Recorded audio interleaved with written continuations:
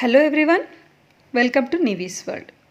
ఈరోజు నేను మీకు మల్టీ కలర్ 3D అవుట్లైనర్స్ని ఎలా తయారు చేయాలో చూపించబోతున్నాను. వీటిని మనము మన ఇంట్లో ఉండే డెకోర్ పీసెస్ని హైలైట్ చేయడానికి వాడచ్చు. అంతేకాకుండా మనం తయారు చేసుకునే DIYస్ని కూడా హైలైట్ చేయడానికి వాడినట్టయితే వాటి అందం మరింత రెట్టింపు అవుతుంది.